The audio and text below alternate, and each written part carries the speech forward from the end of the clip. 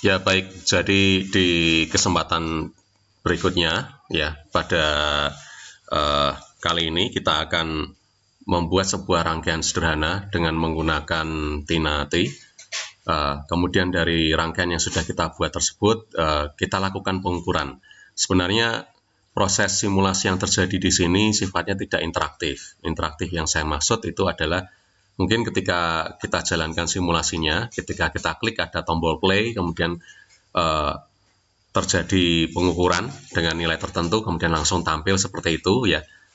Jadi memang ada simulasi, tetapi simulasi yang ada di dalam Tina-T di sini dibatasi sifatnya mungkin secara pasif ya, jadi tidak terlalu muncul tidak terlalu muncul interaktivitasnya.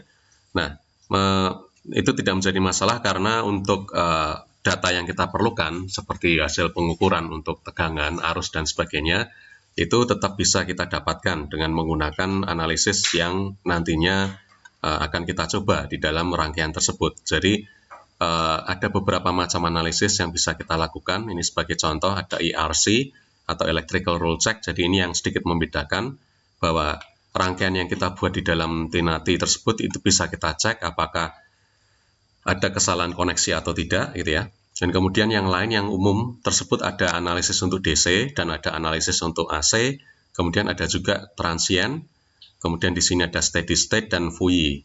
Bahkan juga di sini ada analisis mengenai noise ya.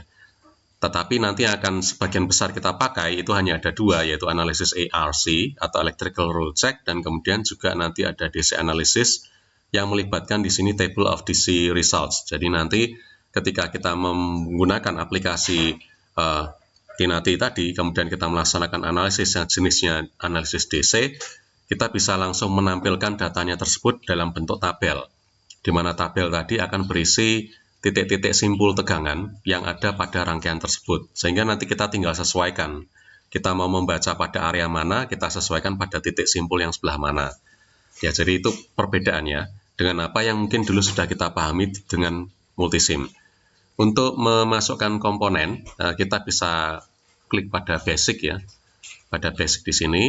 Kemudian karena kita akan memasukkan sebuah tegangan, tegangan DC, kita bisa memilih di sini voltage source, atau kita juga bisa kalau berupa baterai ya, battery. Ini sebagai contoh saya pakai voltage source biasa, saya klik di situ. Nah, kemudian di sini tegangannya ada sebesar 5 volt. Misalkan ini akan saya ubah menjadi 10 volt, ini saya tinggal klik 2 kali.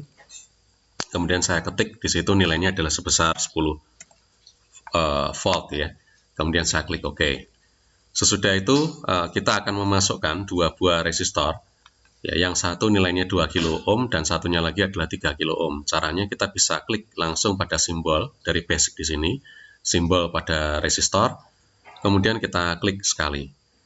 Nah, untuk memasukkan resistor yang kedua, kita tidak perlu klik lagi ke atas gitu ya, seperti yang ada di atas ini, tapi kita bisa langsung klik kanan, kemudian pilih less komponen.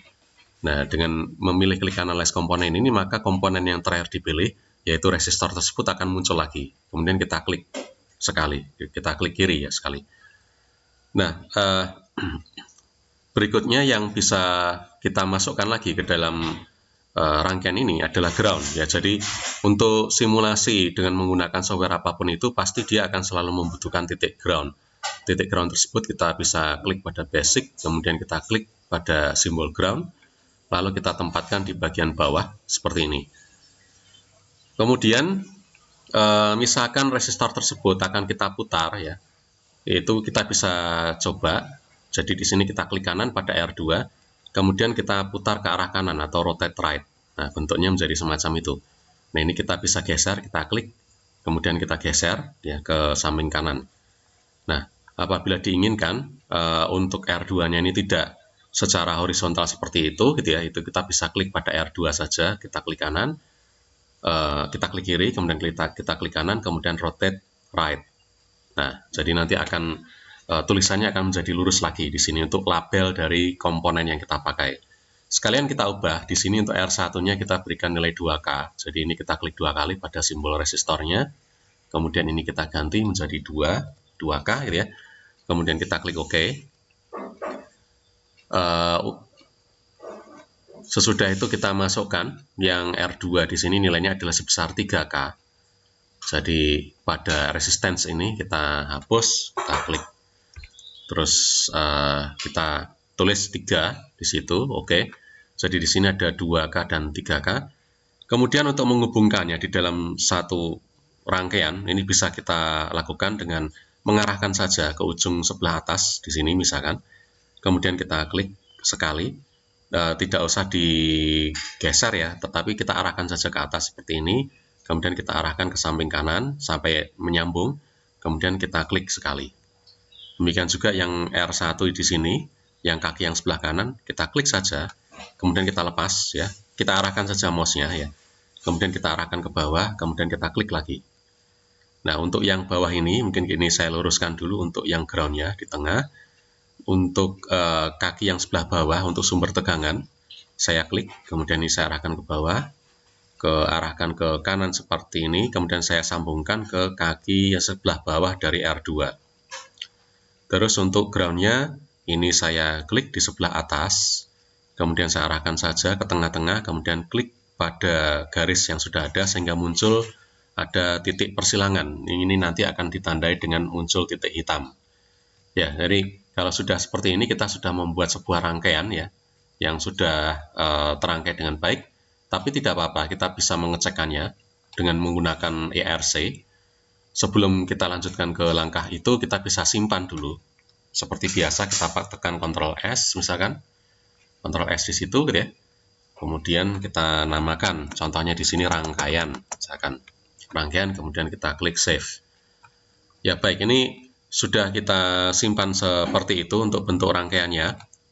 Berikutnya, kita akan mencoba untuk melaksanakan pengukuran untuk mengetahui berapa tegangan jatuh pada R2 atau pada resistor yang kedua ini. Ini bisa kita tambahkan meteran ya. Jadi untuk menambahkan meteran tadi di basic juga ada, tapi kita bisa langsung klik pada meters juga. Kemudian kita tambahkan di situ untuk voltmeter. Nah, voltmeter ini saya tempatkan di samping kanan ini ya. Perlu diingat bahwa pengukuran untuk tegangan itu posisi meter harus secara paralel dari objek yang akan diukur. Sehingga untuk posisi sebelah atas dari voltmeter ini, saya geser ke atas, kemudian geser ke samping kiri, kita hubungkan ya. Untuk probe yang plusnya, kemudian untuk probe yang minusnya atau jarum yang minusnya, jarum ukur minus, kita hubungkan ke bagian bawah dari R2. Baik, nah ini bisa kita simpan lagi, Ctrl S.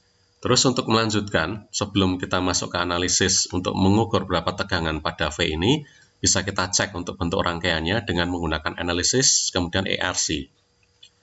Nah, kemudian dari hasil pengecekan bisa kita lihat ya, di sini zero errors, zero warnings, artinya di sini tidak ada kesalahan dan juga tidak ada pesan peringatan apapun. Kalau Anda masih merasa belum yakin, Anda bisa klik pada recheck untuk mengecek sekali lagi. Kalau sudah, Anda bisa klik close. Ini artinya rangkaiannya sudah diperiksa dan ini menunjukkan sudah terkoneksi dengan baik. Berikutnya untuk analisis, Anda bisa klik pada analysis, kemudian Anda pilih pada DC analysis, terus Anda pilih table of DC results. Nah, Anda bisa cek sekarang rangkaiannya akan muncul ada titik-titik simpul tegangan. Jadi ini yang saya maksud simpul, ada kotak satu. Anda bisa klik di situ ya. Nanti akan muncul warna merah, ini menunjukkan di sini ada nilai tegangan 10 volt gitu ya. Kemudian saya klik pada angka 2, di sini muncul ada tegangan, di sini 6 volt. Ya, 6 volt ini menunjukkan nilai tegangan pada R2. Anda juga bisa melihat untuk meteran atau VM1 tadi pada bagian VM1.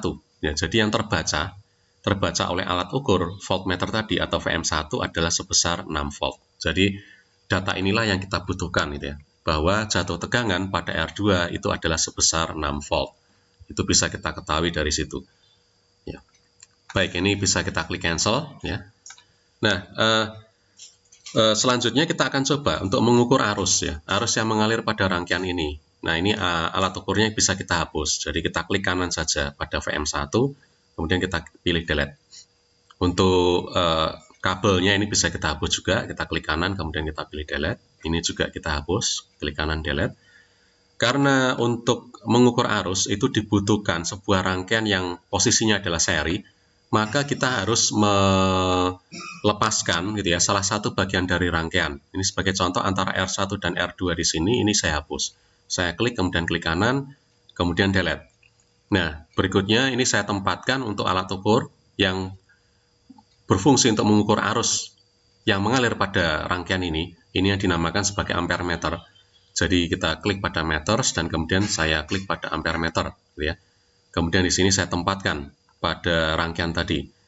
Nah, ini karena posisinya masih kurang pas, gitu ya, maka ini saya lakukan rotasi. Jadi seperti tadi, klik kanan, kemudian saya pilih rotate left, supaya posisi probe yang plus tadi berada di posisi sebelah kiri. Jadi ini saya tempatkan lagi seperti itu. Kemudian ini saya hubungkan ya dengan R1 yang sebelah kanan, kemudian dari A di sini dari ampere meter saya hubungkan ke pin yang berada di sebelah atas dari R2. Nah, seperti itu. Kemudian kalau sudah, ini bisa kita simpan atau ini bisa kita rotasi juga untuk labelnya AM1 ini ya. AM1 ini, jadi saya klik di luar dulu, kemudian saya klik khusus di AM1-nya, klik kanan, kemudian rotate left.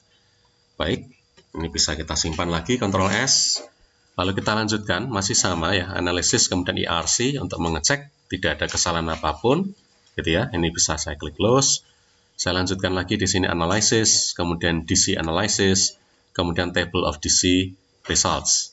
Nah, nanti akan muncul tabelnya di sini, tabel dari analisis tadi. Nah, hasil pembacaan dari AM1 ini bisa kita lihat dari AM1. Nah, AM1 ini adalah nilainya adalah sebesar 2 mA. Sehingga arus yang terukur pada alat ukur ampere meter tersebut adalah sebesar 2 mA. Nah, ini kan bisa kita lihat ya, jadi 10 dibagi 2 tambah 3 kan 5 kilo, sehingga hasilkan 2 mA. Baik, ini sudah sesuai dengan penghitungan kita. Kemudian kita bisa klik cancel. Pengukuran terakhir yang akan kita lakukan adalah untuk menghitung berapa nilai resistansi ekuivalen antara R1 dan R2 ini, gitu ya.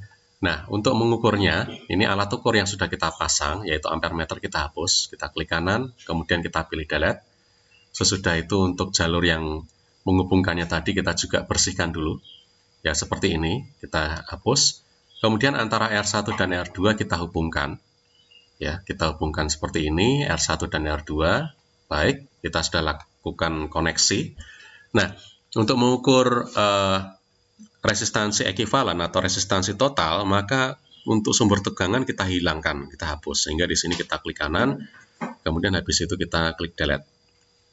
Nah, posisi sumber tegangan ini kita gantikan dengan alat ukur. Alat ukur yang kita masukkan itu adalah ohm meter. Jadi kita masuk ke meters, kemudian kita pilih yang simbolnya ohm, ya, ohm meter.